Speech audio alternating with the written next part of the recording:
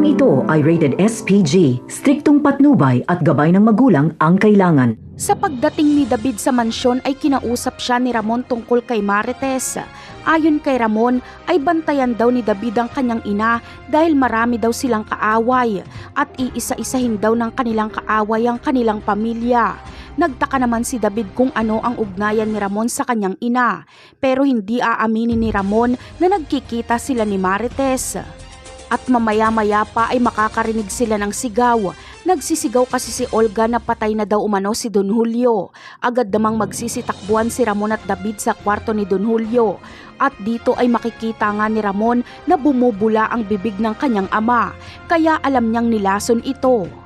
Si Olga agad ang pagbibintangan ni Ramon, pero igigiit ni Olga na wala siyang kinalaman bagkus ay ang nurse daw umano ni Don Julio ang lumason. Hindi mahagilap ang nurse na ito dahil itinago na nila Olga ang bangkay, kaya sasabihin ni Olga na tumakas na daw umano yung nurse. Ngunit paniniwalaan naman kaya ni Ramon si Olga?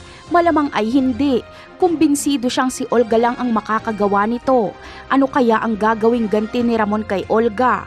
Malamang ay kung nilaso niya din si Don Julio ay lalasunin niya rin si Olga. Mas lalala nga lang ang sasapitin ni Olga dahil ibang lason ang gagamitin sa kanya ni Ramon. Ito ay lason na ilang araw pa siya bago mamatay pero hindi na siya makakabangon. Dahan-dahan ang kamatayan ni Olga at mas masakit ito kaysa sa nangyari kay Don Julio na namatay agad. Susundan ni Olga si Don Julio sa impyerno. Ano na kaya ang gagawin ni David kapag wala na si Olga? Malamang ay aalis na rin siya sa poder ni Ramon. Hihintayin niya na lang na malipat sa pangalang David di Magiba ang mga ari-arian ng mga kabalyero. At nang sa ganon ay kahit mabuko na siya ni Ramon ay mayaman na siya. Napakarami pa nating dapat abangan sa mga susunod na episode. Paalam!